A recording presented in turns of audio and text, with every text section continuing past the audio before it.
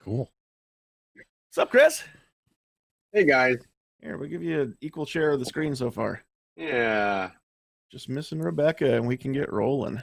Just to Very let you know, good. John, I'm testing my streams, and all 3 streams are, in submarine terms, running hot, straight, and normal.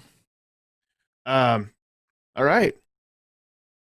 Well, that sounds like 3 good things to run. So,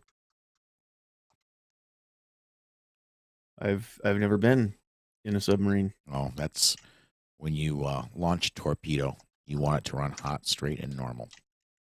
It makes sense. Makes total sense. Here's what I know about submarines.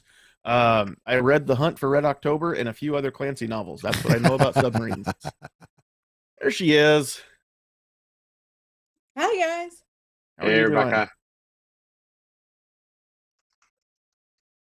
All right. So before we go live, I just want to not stick my foot in my mouth.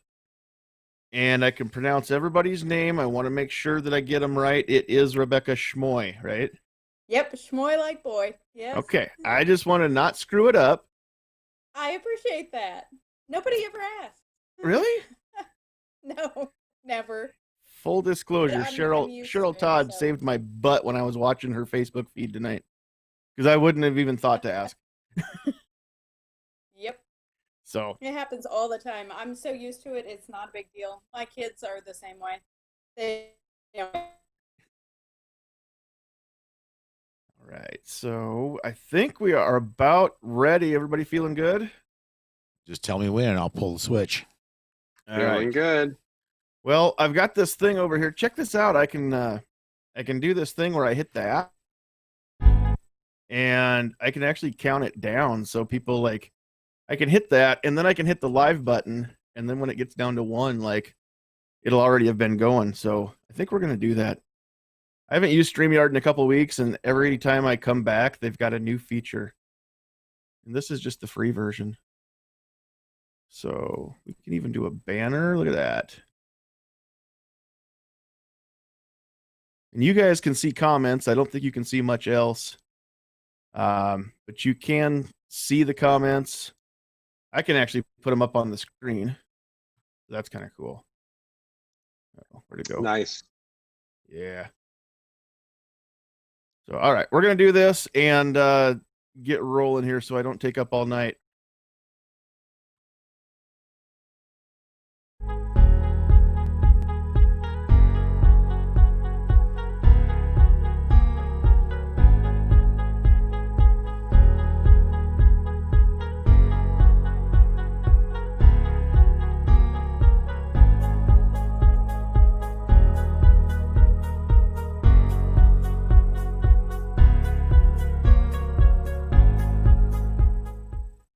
All right, the countdown is over. That means it is time for a very special edition of the Get Off My Lawn podcast.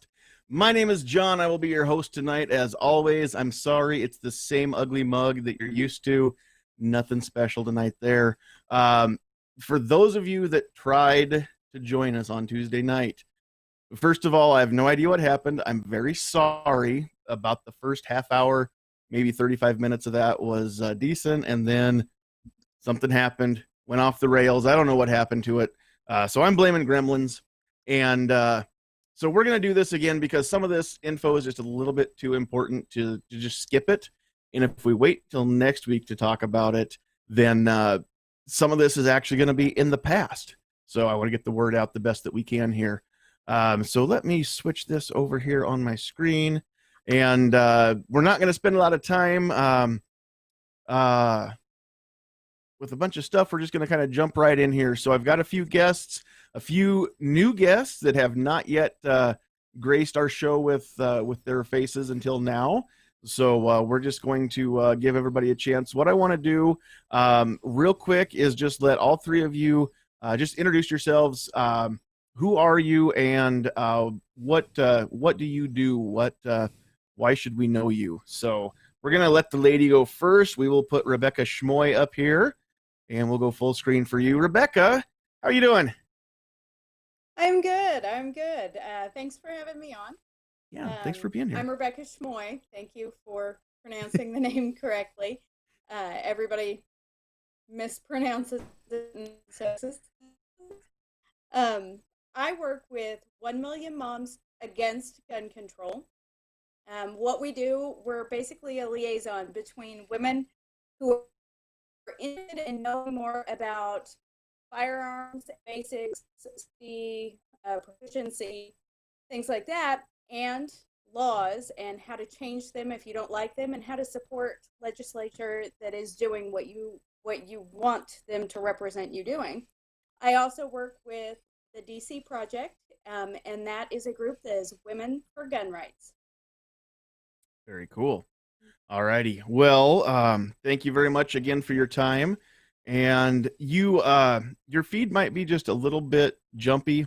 Your audio was cutting in and out a little bit.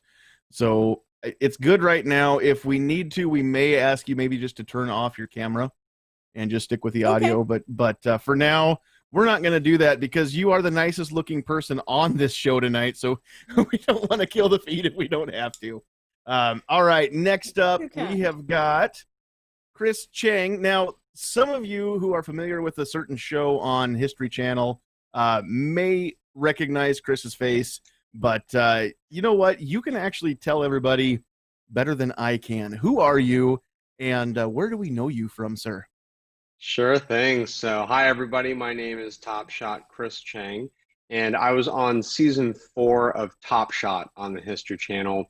And my background is I'm a self-taught amateur who used to, well, I still do work in Silicon Valley, but I quit my job at Google after winning Top Shot, and I won $100,000 and a pro shooting contract with Bass Pro Shops, who was the show sponsor, and it changed my life.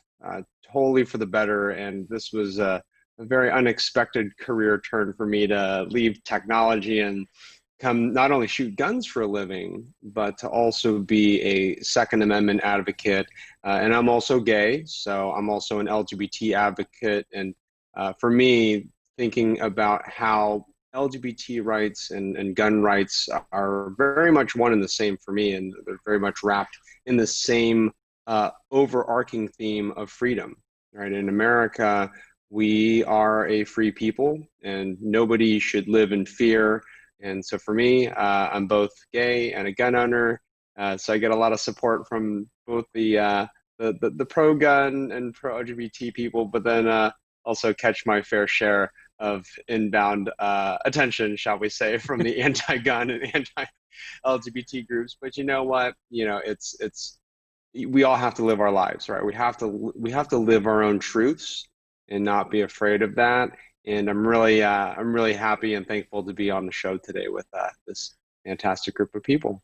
Well, we are very thankful to have you here with us tonight too. So just like Rebecca, you kind of break the stereotype that gun owners and pro 2A advocates are old white guys wearing a flannel shirt. I mean, neither one of you two fits that mold. So, I mean, it's just really cool to, without making a big deal of it and without making, you know, the night about that. I mean, the fact that I've got, you know, 4 people on my panel and none of us are the same.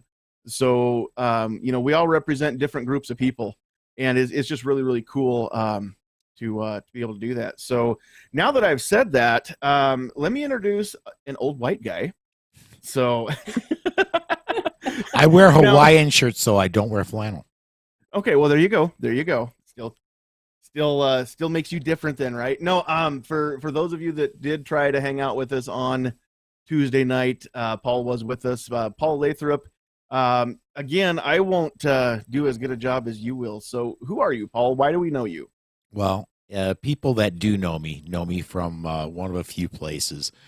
I am the owner and executive producer, I guess you could say, of the Polite Society podcast. There's a large staff that works on the show, but I'm the guy that kicked the thing off 8 years ago. And I'm the owner of the Self-Defense Radio Network. And so if you follow some of the shows there, you'll probably hear my voice. And also I am the person that broadcasts Gun Rights Policy Conference. And between me and my wife, we are the people that put on the AmCon Second Amendment Media Workshop every year. Awesome. So now just real quick, would you you tell us a little bit about what AmCon is? I know you talked about it Tuesday, but again, for those of everybody, I guess, that didn't get to hear it, real quick, what was AmCon? I know what happened this last weekend. AmCon is every year in conjunction with Gun Rights Policy Conference. We put together what got termed AmCon, the Alternative Mass Media Conference. What it is people who are involved in Second Amendment media are really pariahs in the podcasting and YouTube world. It's hard to go to conferences. For example, there's PodFest that happens every year in Florida and a few others. It's really hard to go there because whenever you mention you're a gun podcast or you're about gun rights or human rights, as I like to call it, because the gun doesn't have the right, the human does. But whenever you talk, you say that you're about the Second Amendment, you get treated like a pariah, like, oh my God, it's a baby killer. And so we thought it would be just really cool if we had something we could do for us, for Second Amendment media. Anybody's welcome, but it's about Second Amendment media, where we can all trade best practices, find people that are good at this, and they teach everybody else how to do it. And find, for example, people that are awesome at phrasing and writing for blog posts. We had a person talking about that. People that are awesome at building studios. We have a person that talked about that. Just us helping each other make their shows better. That's what we're about. Very cool. All right, now let's switch the view here a little bit. We'll bring everybody up onto the screen here so that I don't have to. I'm not the best producer in the world, and my producer is not with me tonight. She had another appointment that she is not back from yet, so she's not in her producer's chair doing the stuff that she normally does, which is why you haven't seen her comments out there in the live chat. But I am going to try and keep up with the live chat. So if there is anything that anybody wants to know, please tag me in the YouTube chat there. Just put an @ symbol in front of Sandhill Shooter and then space it and capitalize it accordingly. And I will, I'll be able to see those, and hopefully I can get any questions fielded that you have for any of the panelists here. So we've got GRPC coming up this weekend, and that is, of course, Gun Rights Policy Conference, which has just really, really grown. This is what, the 35th year, 35th, 35 years. Mm-hmm. So for 35 years now, people who are in support of 2A rights have gotten together, and kind of just what Paul was just saying as far as the tech side of it goes. GRPC is about getting together and discussing what works, discussing what doesn't, and finding out alternatives that may work better, and just everybody helping everybody support the Second Amendment. So when you learn that there are so many different groups out there that support our rights, not just NRA, there's GOA, there's FBC, there's SAF, there's so many that I can't list them all. Those are just at the nationwide level. Every state's got organizations, and some cities have organizations. So when you find out that all of these organizations, not only do they exist or coexist, but they actually are all friends, and everybody helps everybody within this community, because everybody understands that a rising tide raises all ships, right? And so it's really cool to see, and I've not yet had the opportunity to go to the GRPC. I knew I wasn't going to make it this year, even before it had to go virtual, which it's not going to be held in person. It is going to be a virtual event this year. And probably next year's not going to happen either, unless it's super close to us.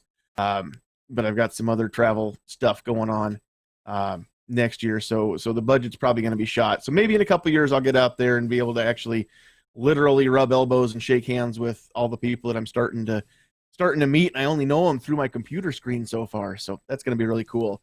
As far as talking about what GRPC is, now I don't want anybody to give away what you're going to be talking about, because I mean, we want everybody to tune in. I get that. So the reason that I've got Chris and Rebecca here tonight, and Paul too, because Paul is very instrumental in making GRPC work, and all of us who don't go to it, Paul has been helping us be able to see those presentations for a long time now. But Rebecca and Chris, you are actually going to be presenting at the GRPC. And Chris, I understand you're even sharing some of the hosting or MC duties. I'm not sure exactly how that works or what the right title is. Well, so yeah, to clarify, there, like you said earlier, there are so many organizations, and we're actually in like major conference season. So, the Gun Rights Policy Conference this weekend, the Second Amendment Foundation is hosting that. I am just a participant as a speaker in GRPC, but then we have a second event in October, on October 24th. That's the Rally for our 2A Rights rally, which we can talk about that separately. So just want to clarify, I'm on the organizing committee for the October 24th Rally for Your 2A Rights event. Okay, but yeah, GRPC is it's a whole nother beast, which is going to be a great event. All right, so my mistake, but we're going to cover both things here. So now I know, Rebecca, you are speaking at GRPC, correct? Not at the no. No, you're both on the rally. But what are you guys? Why are you we here? have women that are represented from the DC project. We've got several of those who are involved, and they will be speaking, and they will be speaking about how important it is to contact your representatives and how important it is to build relationships and what it is to be a woman in the gun industry. So we are going to be very well represented. Very cool. Okay, so let's let me see if I can save a little bit of face here. Paul, Yes, are sir. you at all involved with GRPC this year? Yes, I am speaking, and I'm doing some. There's going to be a cocktail reception, but virtual, of course, before Friday night and Saturday night. I'm going to be just doing some hosting duties with that. Okay. Alrighty. So would you anything that people need to know about the upcoming GRPC first? We will switch gears here in a little bit. But as far as GRPC, that is this weekend. The folks that are watching that want to know more about that or want to know where to find it, where do we go for such a thing? The easiest way is on Facebook. If you have Facebook, and there's a way on YouTube as well, and there's going to be other feeds. But the easiest way is to go to the Second Amendment Foundation Facebook page, and at 10 a.m.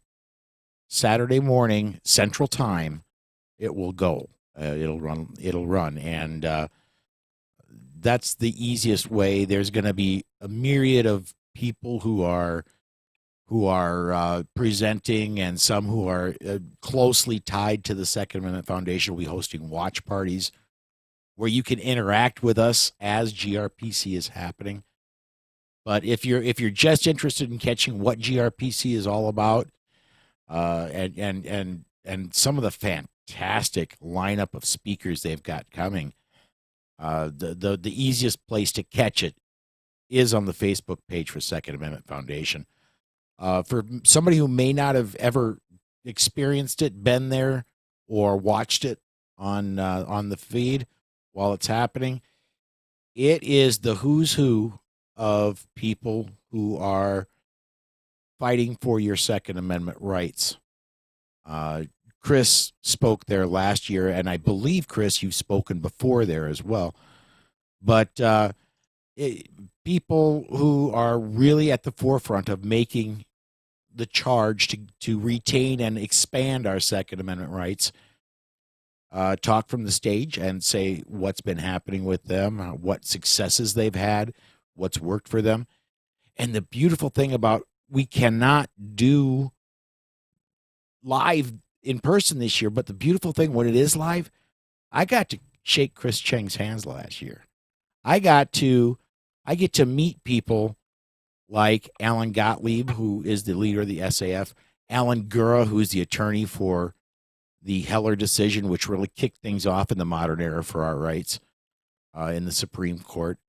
And I get to talk to him one-on-one, and it's not like if you were to meet a Hollywood celebrity. They care about what you say. They listen to you.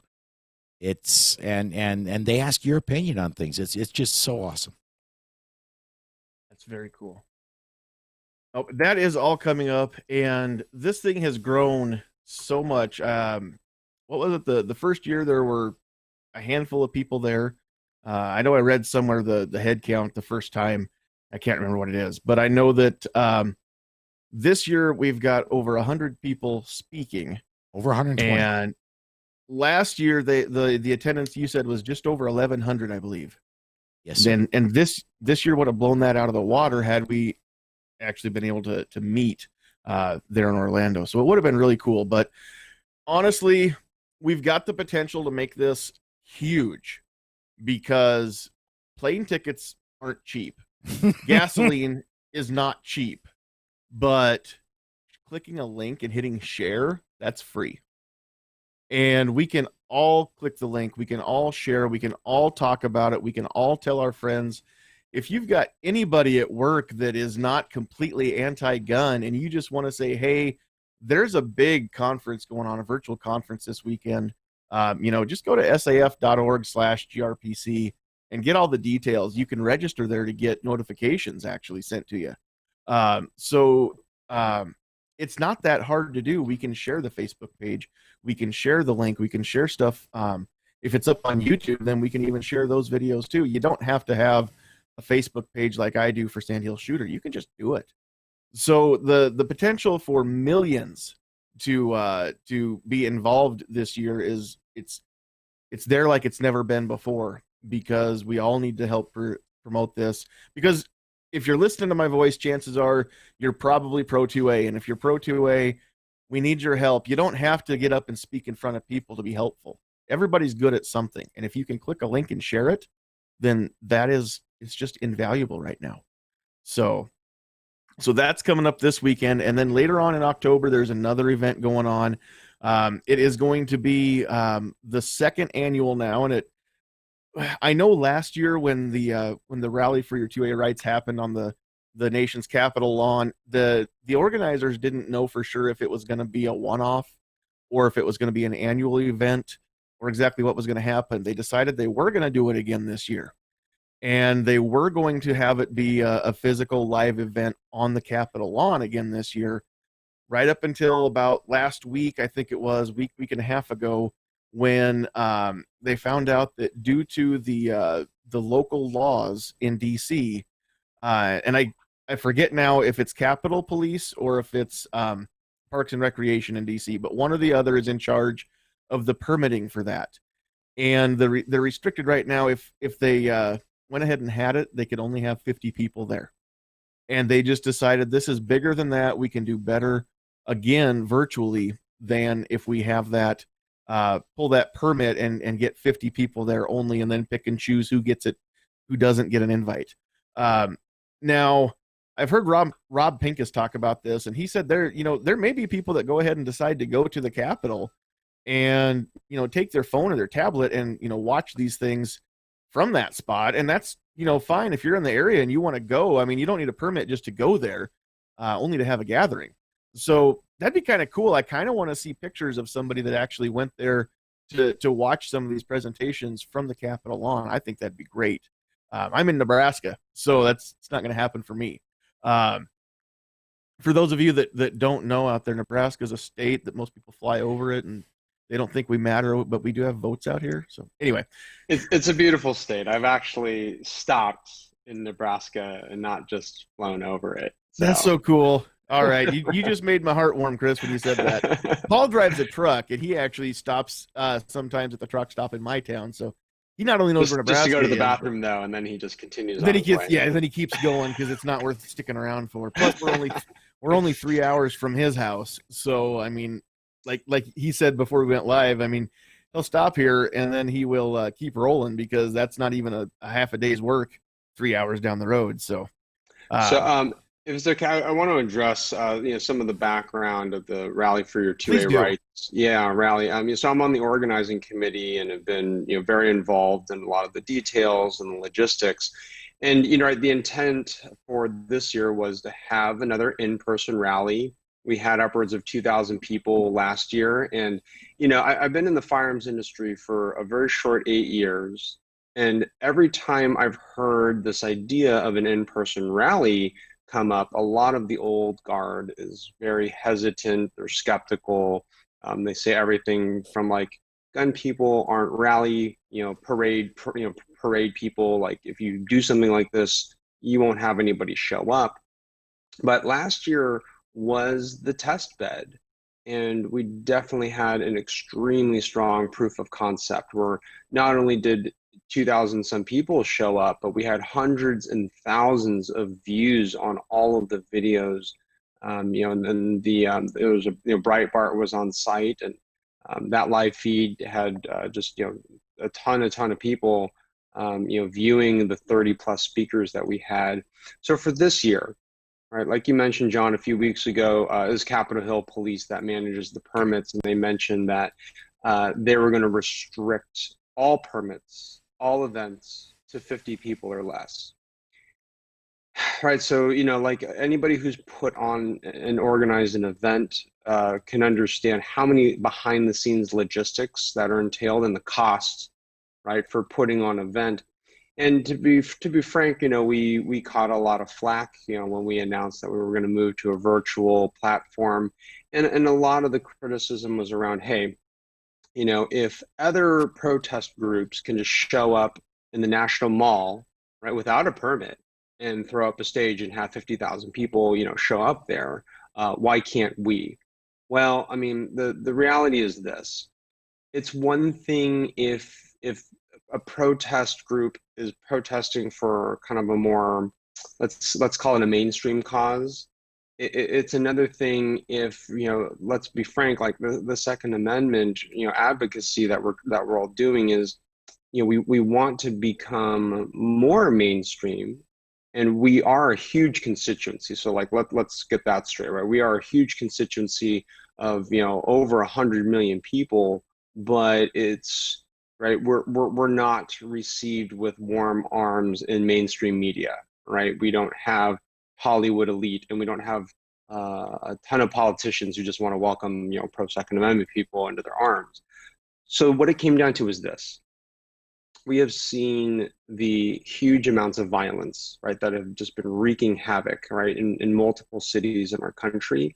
And if we did an in-person rally, right, in Washington, D.C., and Antifa or some other anti-gun organization decided to show up and, right, start, causing some havoc, it doesn't matter who started it, right, or whose fault it was. Like if there was any sort of violence, right, to mar the event, it would look bad on the entire Second Amendment community. And that's the thing that we wanted to avoid. And to flip it around, I'm excited for a virtual format. For me, it harkens back to the days of old school telethons, right? You're watching TV, you're seeing hosts who are talking about, right, different concepts. You've got and then you've got speakers that are coming in.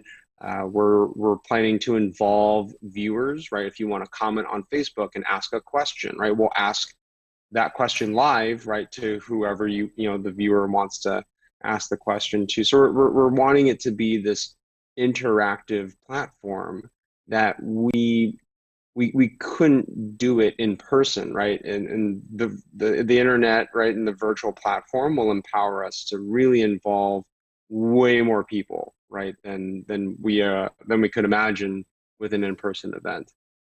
Yeah, and that's one of the things that I always mention.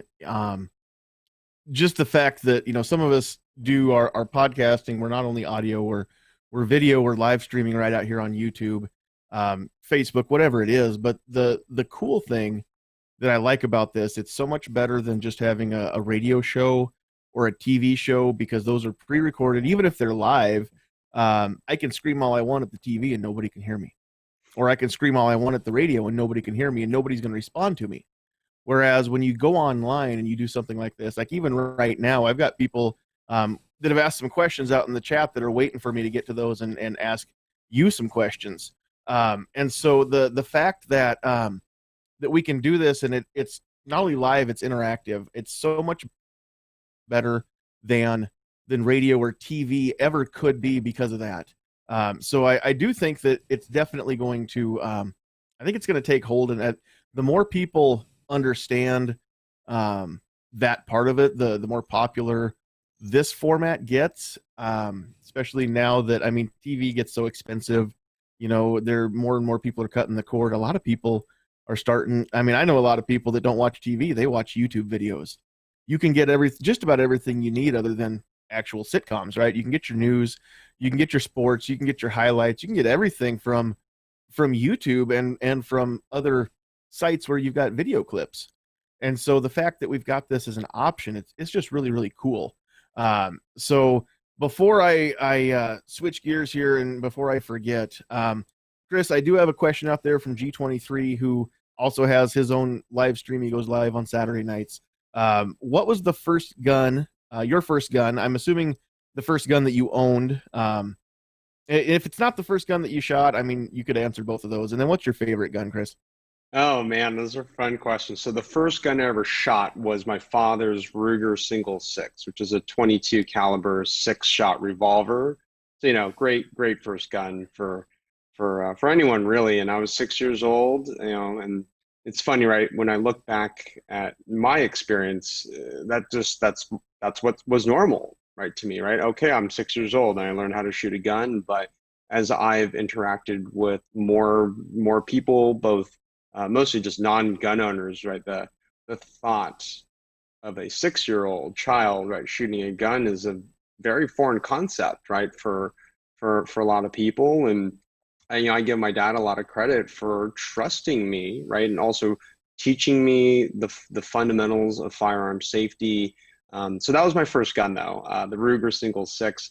The very first firearm I purchased was a SIG 226. And it was supposed to be the 229 because I wanted a subcompact, but the guy at my local gun shop was like, hey, this is your first gun. You should really, buy a full-size pistol. I'm like, oh, okay, like I'll do the 226, which is a great gun. Great gun, by the way. But I still don't own a 229, and there's a part of me that needs to fulfill my destiny and put a 229 in my safe. And then the third question there, gosh, favorite gun to shoot. My God, if I had to just pick one, it's probably the HK MP5. This 9mm submachine gun, iconic for SWAT teams, and at Knob Creek, which is a machine gun shoot out in Tennessee in Kentucky? Yep. Tennessee? Kentucky. In Kentucky, yeah. I was there like maybe 6 years ago, and you can compete in a course of fire with an MP5, and I had like 300 rounds of ammo on me and just, lugging this MP5 around. It was so much fun. Yeah, so the MP5, fantastic platform. Very cool. All right, so let's move over now to Rebecca. I see that she's back. Technical difficulties, but she's back. The gremlins my way, man. What was that? I said you sent the gremlins my way. I didn't mean to. I'm sorry. It's probably Paul. I've never had problems until Paul showed up, so we're not going to blame him. But I'm just saying, it's you're not going to blame me. You're just going to blame me. Well, I mean, I'm not going to. It's only because I know you can take it. There you go. So, all right, what would you like to add as far as the rally goes that Chris didn't already cover? I missed some of what Chris covered, but what I can say is that I was at the rally last year. I was there. I was not, so I had the pleasure of standing back and watching the show. And it was amazing. It was amazing how well each speaker spoke to someone in the audience. It wasn't that every speaker spoke to everyone, because that's not the reality of it. But everyone in the audience connected with one of the speakers or more than one of the speakers. And then they were able to interact with them after the fact. That will be a little bit different this year, but it doesn't have to go away. Since we're doing all this online, since we're sharing everybody's information, since we're giving the information on how to contact us individually, then we can still share with the audience. We can still reach out and continue conversations. And that's the reason for the rally, is to start a conversation, everyone get on the same page, and then go forward with whatever it is, whatever your particular goal is. Just take the ball and go. That's very cool. No, it's going to be some really cool stuff coming up here. So I encourage everybody, and as I get info, I will try to keep that posted. We'll be talking about it in weeks to come here on the podcast. And if you haven't, if you're on Facebook and you haven't gone over and liked the page, please do. I need to organize a giveaway because we finally got to 5,000 likes on Facebook. So kind of proud about that, and we're over 1,900. We're pushing 2,000 on YouTube, and I'd love to grow that some too. But I'm gonna plan some sort of a cool prize giveaway to celebrate that 5,000 mark over on Facebook. So go like that page. I put up a whole bunch of goofy stuff, a lot of memes. Some of it's opinions. My opinions aren't always the popular opinions. But any chance I get to poke fun at Joe Biden, I'm going to put that meme up there because the guy's a treasure trove, so he makes it easy. But as I get that info, that's going to go up there too. And so I will definitely try to keep everybody posted over there. Up there in the chat, and I was kind of noticing the same thing. You were roboting just a little bit, Rebecca. So as much as we all hate to do this, maybe if we just have you click that stop camera button down there at the bottom, and we'll still be able to hear you. We just won't be able to see you. And maybe. There it is. All right. So we'll still know it's you because your name's still up there. So it might improve the audio feed just a little bit there. So John, yeah, go ahead. If it's okay for me to interject. So one thing I want to kind of tease for both GRPC and for the Rally for Your Two-Way Rights event coming up. One thing that's great about the virtual platform is we can do things that we can't do in person. So specifically, one thing I'll be doing in my GRPC talk this weekend is actually showing some guns and some weapons. And that's just, when we're on stage, in person, when we normally do this, you can't bring weapons up on stage. And I have two weapons that I'll be mentioning. Cool. One is an actual firearm. The second one is not a firearm, but something that every person wants to have in their, you don't even need to put it in your safe. I'll just say you can have this in your garage, but it's an amazing, it's a weapon. So let's leave it at that. So I'm just going to tease a little bit of that for GRPC. Now I have to, not that I wasn't going to watch, but now I have to see what's going to happen because I want to know what that is. So now I got to check the schedule too, because I actually have to go to work on Saturday, so I won't get to watch everything that I want to as it happens, but I'll try to catch everything after the fact. But I definitely need to catch that. So good stuff. If I can mention one more thing about GRPC. So there's over almost 120 speakers. A lot of our speeches are on the shorter side, right? We want them to be hard hitting, really focused, on pro Second Amendment content. What's neat about the format is there are virtual panels, right? So we will be a lot of the speakers, we're grouped into themes. So my panel is how do we attract 5 million new gun owners, right? That's the driving theme for my speech. And right, it's everything from how do we lean into the LGBT community? How do we get more Asian people, right, into firearms ownership, more women, just more diversity of not just ethnicity and races and gender and sex and sexual orientation, but also diversity of thought, right? We have not just blue collar, right, folks, but I'm a white collar, right, tech worker. I know a lot of doctors and engineers who are what I call closet gun owners, right? That they are afraid to be out as a gun owner. They are, it's a part of their life that they put into this dark corner and they hide it. They hide it from their families. They hide it from their friends. And again, like I was saying earlier, it's like, right, that's not a way to live our lives, especially in a country like the United States of America, where we have this core fundamental tenet of freedom, right? That we should live, we all aspire, right? We're all in that pursuit of happiness. We want to be free and live our lives as free people.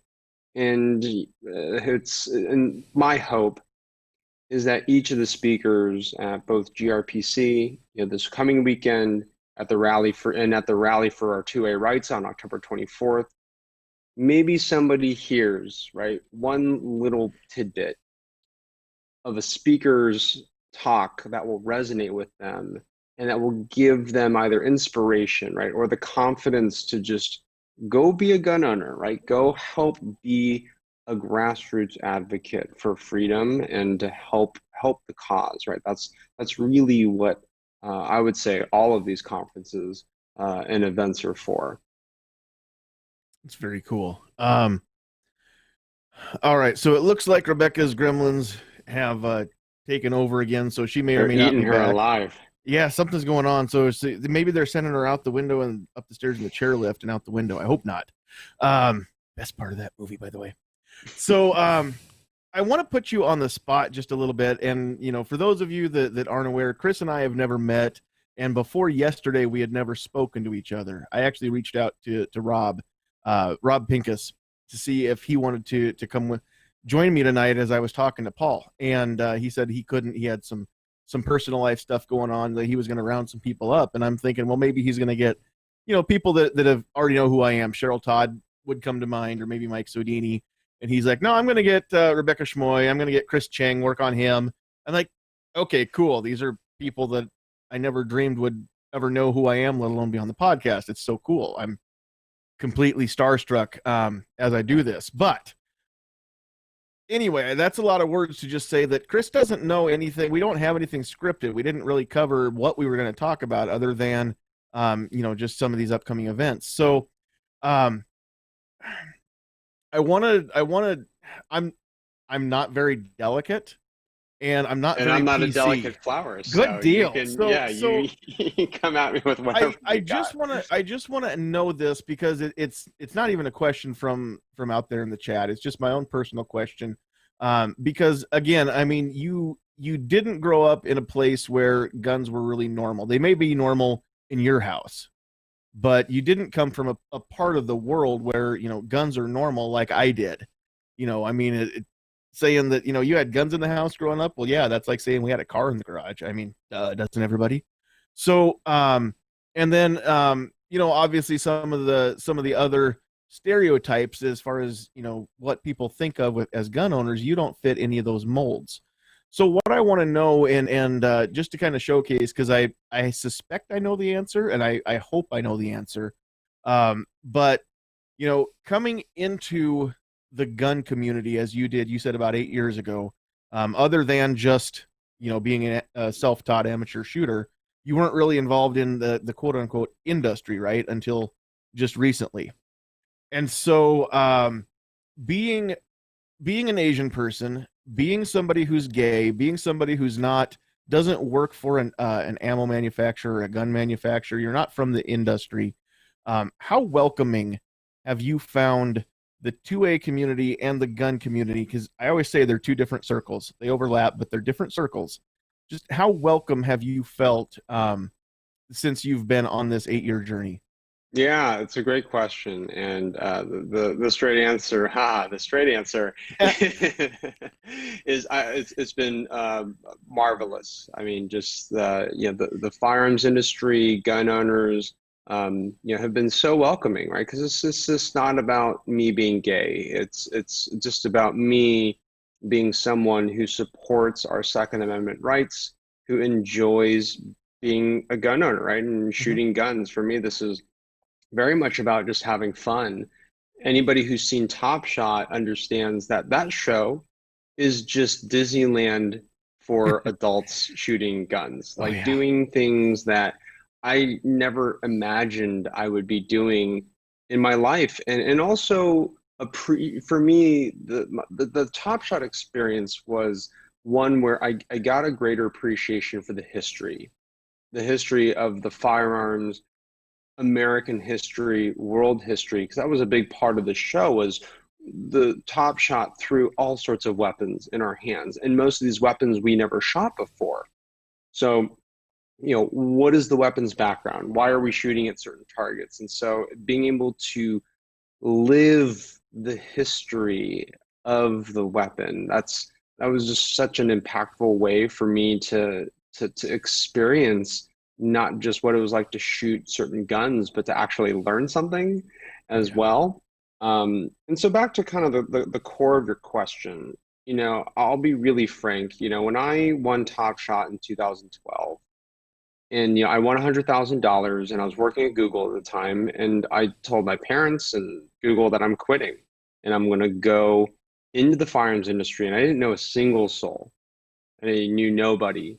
My boyfriend at the time, who's now my husband, he was concerned. My parents were concerned. They're like, "Hey, like, how are you going to make a living? Like, what opportunities, right, are there in the firearms industry?" And I go, "Look, I have no idea how I'm going to make money, how I'm going to make a living or a career out of this, but I am an adventurous type, and I wanted to take a risk, right? Take a leap of faith and say, right, guns have always just been a thing that I see on TV and in Hollywood. And sure, right, like I've shot some guns, but I wasn't shooting a ton, before my Top Shot experience. And I wanted to just understand a thing that I didn't know much about. And that's the adventure that I want to encourage everybody, right, to take. Is if you don't understand something, like I thought that the Second Amendment community was going to be a bunch of bigoted racists. Like I was ready, right, to go to battle with anti-Asian, anti-gay gun owners, right? I'd have to like just justify my existence at every turn, but that just didn't happen. And that was amazing, right? That the gun owning community has truly lived and embodied acceptance and diversity.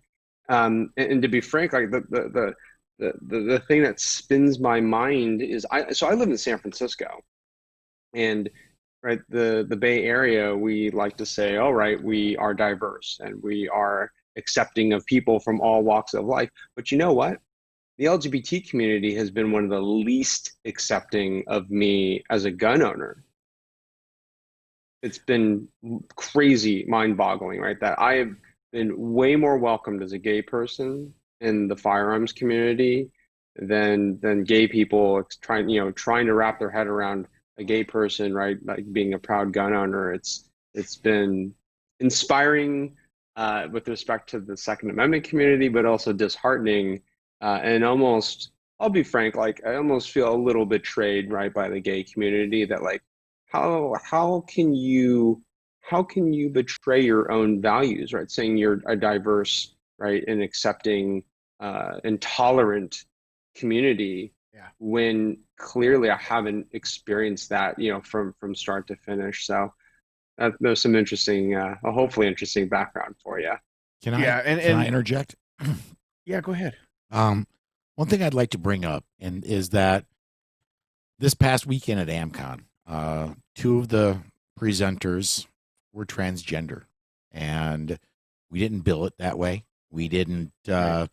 We just named their name and their expertise, and we let them fly. Gun Rights Policy Conference.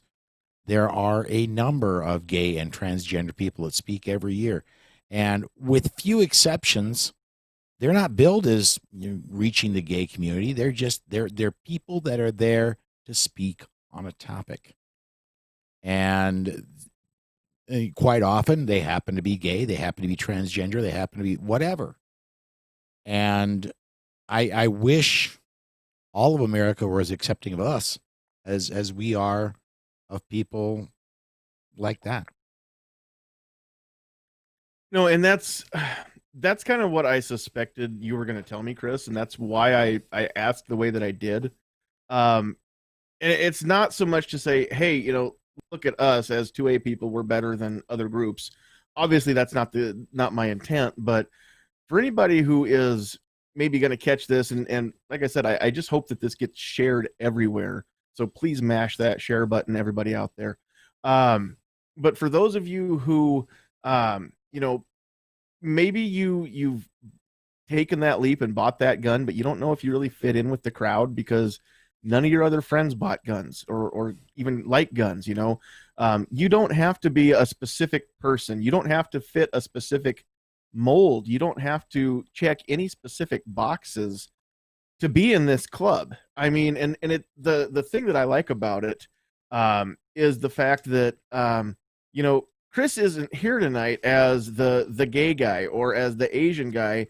Chris is here as somebody who, 8 years ago made a name for himself and since then has kept making a name for himself, who just happens to be those other things that those don't even matter. Those aren't why you're here. And so, and Paul is here because he knows what he's talking about, not because of, anything outside of that. Chris knows what he's talking about. Rebecca knows what she's talking about. And she had messaged me. I don't know if she's going to make it back in or not now. But I mean, the fact of the matter is that, yes, there's always going to be a-holes. Granted, every community's got them, including the 2A community. There are going to be those people that aren't accepting, and that's life. I mean, the world is that way. But as a generalization, from what I've seen, people claim that they want diversity as long as your diversity matches their diversity and you're not different from them. Whereas the 2A community, we don't claim that we want diversity. We don't care. We don't care what color you are. If you're black, white, you've got spots or stripes or polka dots or what well, I mean, there are arguments about which camo to wear. But I mean, none of that matters. We don't care who you love or how you love or if you love. We don't care who you worship or how you worship or if you worship. There's going to be other people like you in this community. And even if there are no other people like you in this community, that doesn't mean that you're going to be excluded and that you're not welcome at the table. There is a seat at this table for literally everybody. And that's what I love. That's why I love claiming to be part of this community. Although if you mention 9 versus 45, you could get into bar fights. That is true. That is actually true. Okay, so we're going to John, switch. hold on. Sorry. One last thing. Yeah. I love everything that you just said. And, the main thing here is it's really about equality. And, I think the LGBT community has a different perspective of what equality means than what and I think the Second Amendment in the gun community thinks about equality. So, equality for me means that nobody cares that you're gay or that you're Asian or that you're a woman, right? Or you're a whatever, right? Whatever your religion is, like that's what equality means, right? When everybody is equal, it just all these sort of check boxes or demographic things that you have, they don't define you, right? It's like we can't escape certain things that we are or like our heritage, and we shouldn't, right? We shouldn't be trying to escape anything. We should just own it, right? But equality means that we're all treated equally, right? That no one's better than one another by virtue of really anything. And I'm just incredibly proud of the Second Amendment gun owning community for, I would say, living that value of equality way more than the LGBT community, which like we discussed, like I discussed, right, that they're one community that proclaims, right, to advocate for equality. And I'll just say again, I think the Second Amendment gun owning community has actually lived that virtue way better than I imagine. I'm very proud of that fact for all of us. That's really cool. I remember here, it's been several months ago now, but there was a small uproar when the ATF redesigned the Form 4473 and, moved stuff around. And then there was also some uproar over if we're going to add non-binary as a checkbox as far as sex goes. The uproar should be, why is that box on there to begin with? Who cares? why does it matter the demographics of who's buying this firearm? It doesn't matter if they're male or female or none of the above or all of the above. That shouldn't even be asked. Race shouldn't be asked on that form. The federal government should not care about those things. So that's my personal opinion. I would just as soon see those boxes never hit the form, and then my name and address be on a different page still than what the firearm is. Yes, that would be great. Anyway, all right, so we're not going down that rabbit hole tonight. We're going to switch gears a little bit. We're taking longer than I thought we would here tonight. And Chris, I know that I had told you about an hour, so if you need to roll, then I totally get it. If you want to hang out, you're welcome to hang out here. I'm not going to kick you off, but I'm not going to make you stay because I know that you've got a lot of things going on. So I got a little bit more time. It's Okay. 5 minutes. 5 minutes to the hour point, but if we dribble over, that's fine. all right. So when we were on Tuesday night and the feed went so badly and nobody could hear it, Paul, you had mentioned as we were talking about lobby groups, you had mentioned that people are, I shouldn't say we all, I do. I love to hate on the NRA. I love to dog on them for the things that I think they should be doing that they're not doing.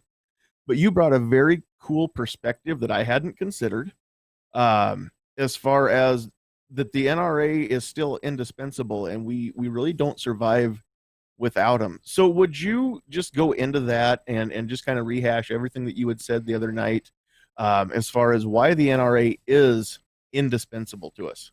Well, I'm going to start with I am not a Wayne LaPierre apologist. I think the NRA would be better off if Mr. LaPierre decided it's been a great career and it's time to step aside. Having said that, the NRA does a ton, and I mean a ton of stuff for gun owners. They train trainers. They train gun owners. If you are in several states, you have to get your concealed carry permit. Those draconian states that make you get one.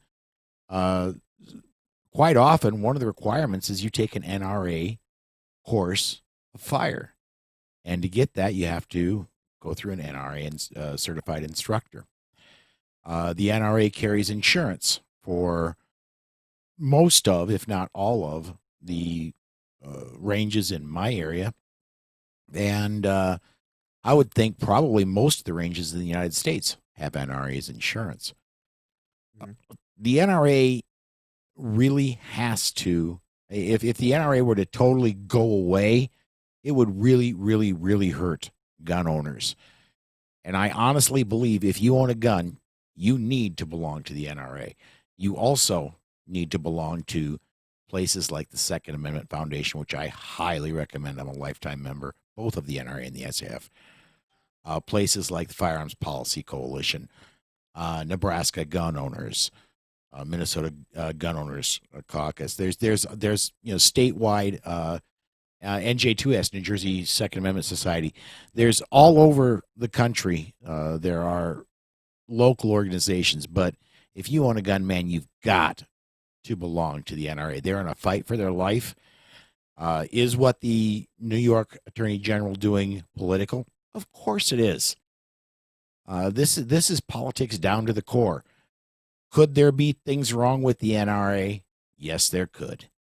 But every person that I speak to, I tell them you've got to be a member of the NRA now more than ever, because the what they do for us could very possibly go away in the future. No, that was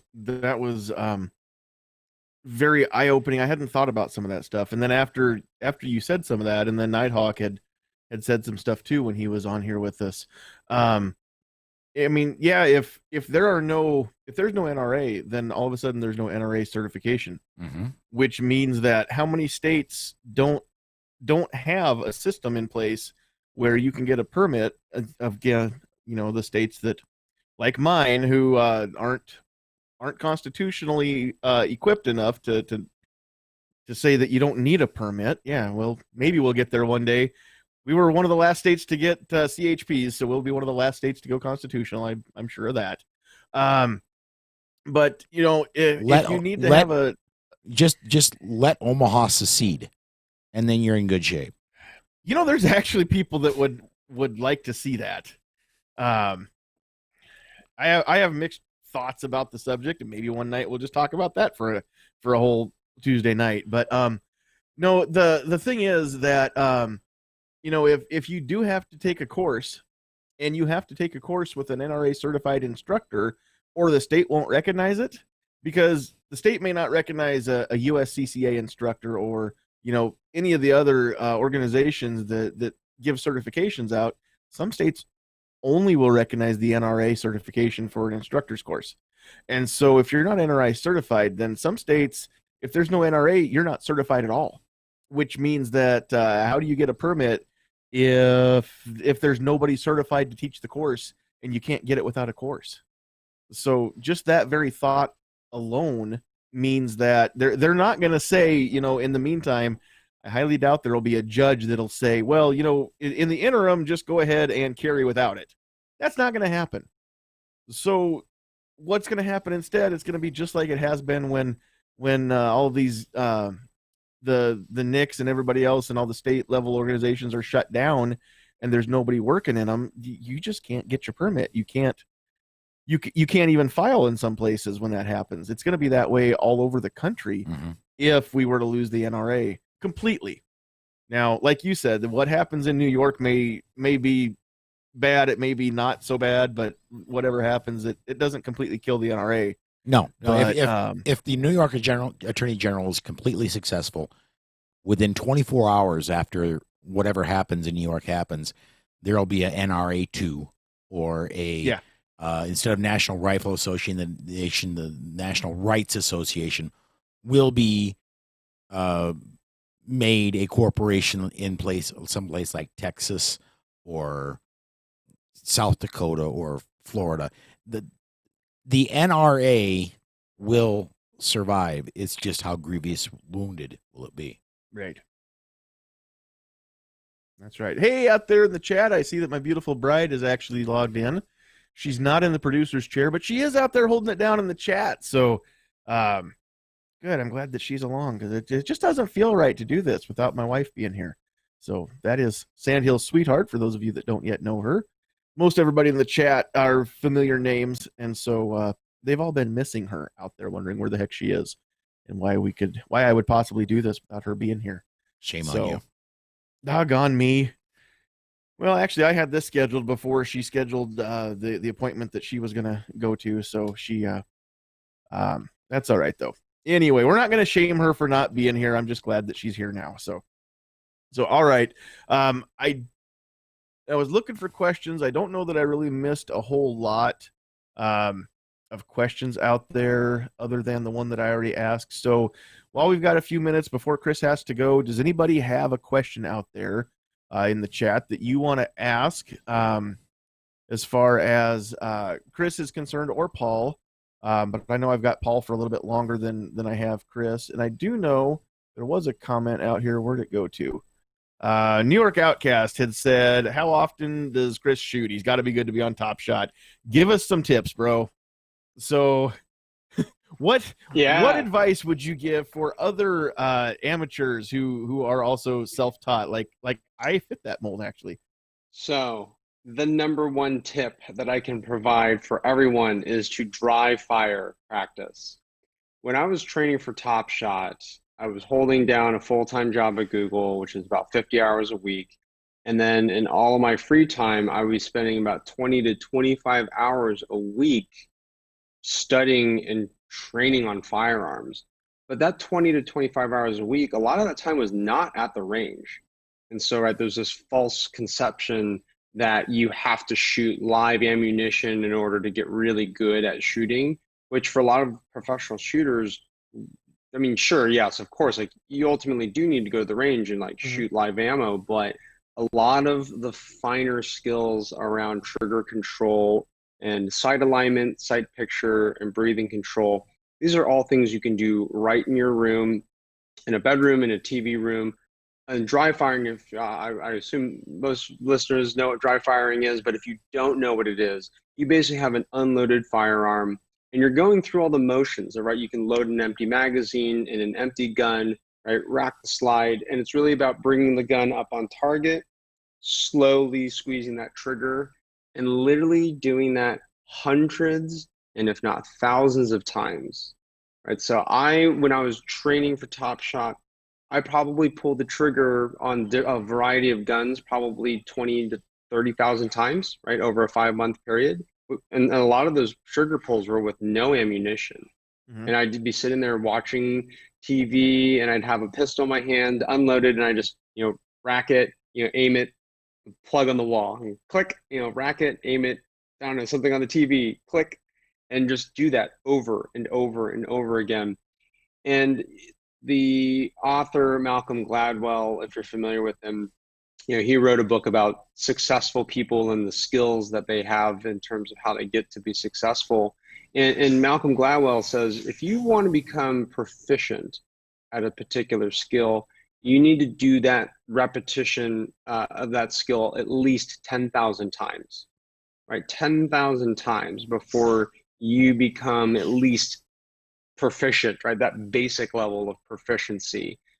So that really stuck with me with my training, and to say, okay, if I want to get good at literally just pulling the trigger, I got to squeeze a trigger at least 10,000 times. So dry fire practice. It's the invaluable tool that if you have a gun, you may not have a ton of money for ammunition, but dry firing is free. The only thing that it costs you is your time. And as a responsible gun owner, we should all be putting our time into training with our firearms and making sure we are safe and efficient and effective. Very true. All right. Kingpin wants to know, have you seen any damage from dry fire training in your guns? Not in my guns in particular, but that is a very good point. Depending on the type of firearm that you have, you should definitely either consult your manufacturer or go into some discussion forums and ask, hey, right, is it okay to dry fire a particular gun? I'd say generally speaking, if it's a Glock or a SIG or any like more modern firearm, it's generally fine to dry fire. I think where you sort of start to see some problems if it's like an older firearm, like if it's maybe World War II or prior to that era, right? And then you should consult a gunsmith or an armor or your gun shop. But if it's a modern firearm, that's generally it's fine to dry fire. The thing you should be aware of is, right, every time you're dry firing, right, you're either dropping a hammer onto the firing pin, or if it's striker fired, you're putting some strain on springs, on metal on metal.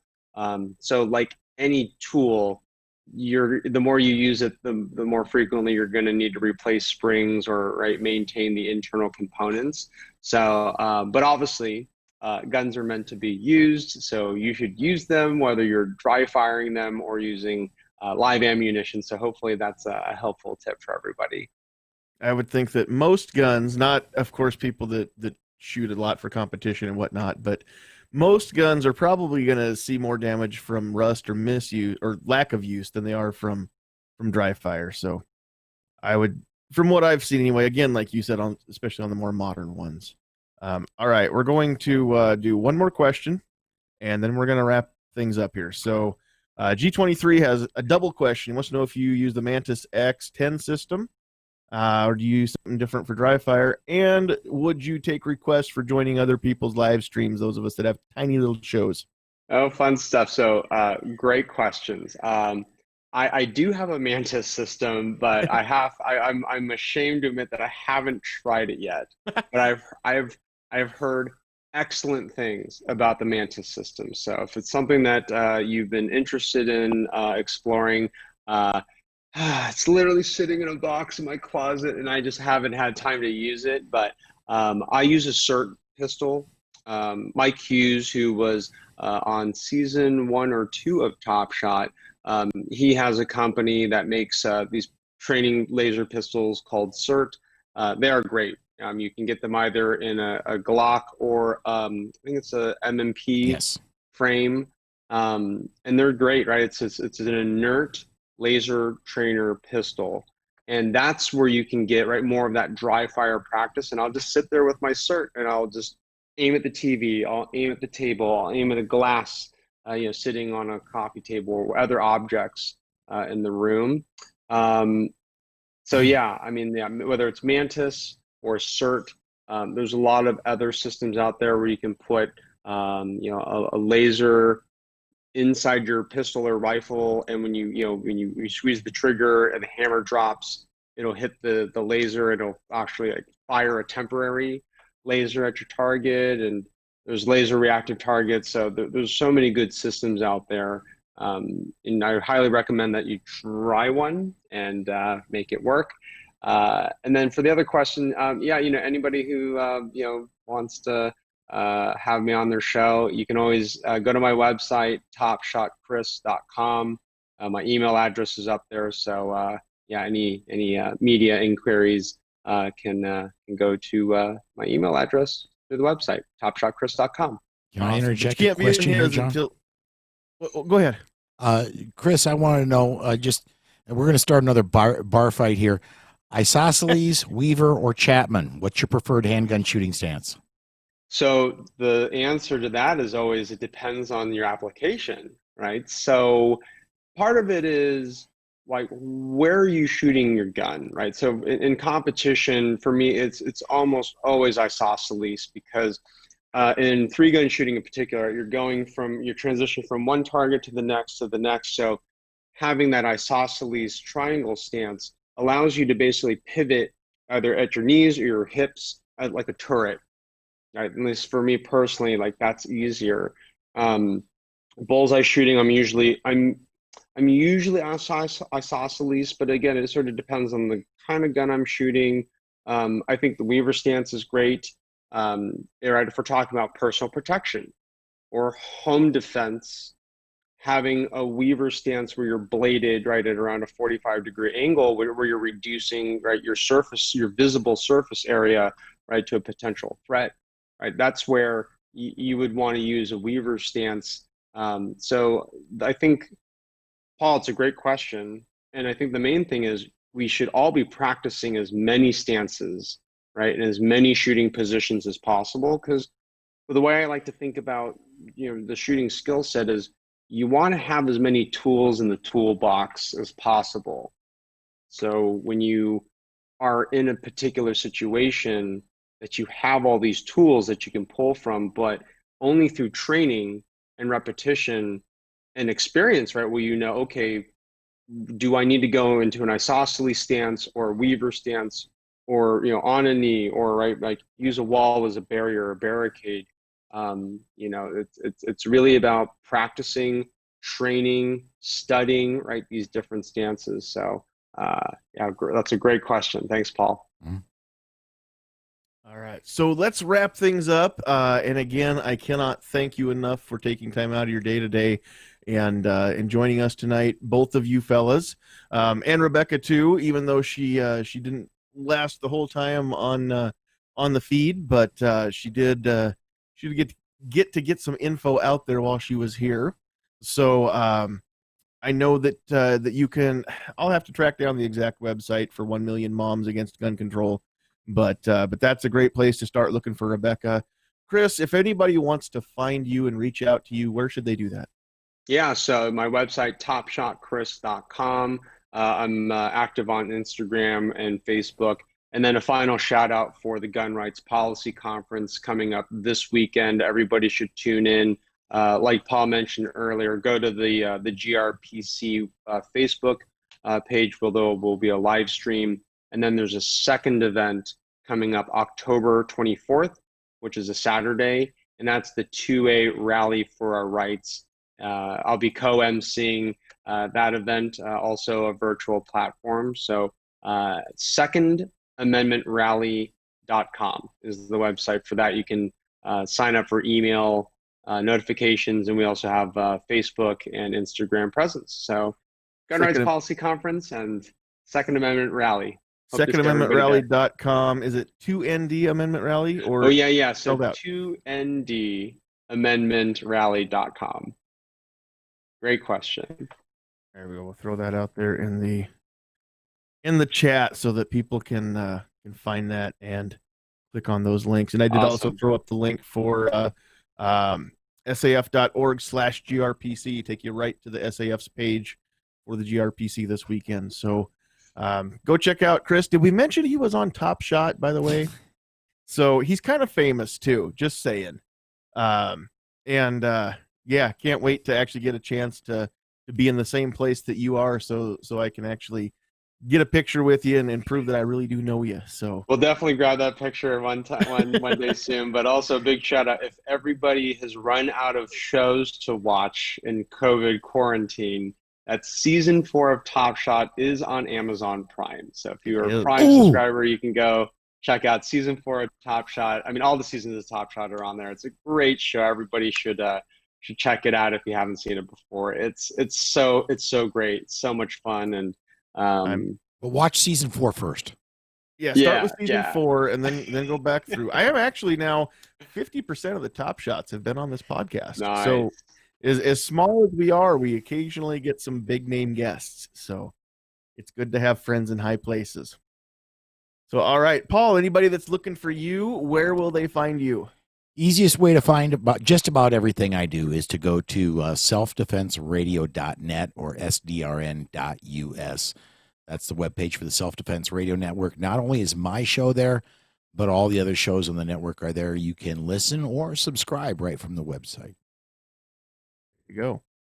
All righty. And not to put any carts before any horses, but one day there may be a link on that website for the Get Off My Lawn podcast as well. So we'll see what happens. There may have been talks. That's all I'm going to say for now. There may have been talks. Nothing's in stone yet.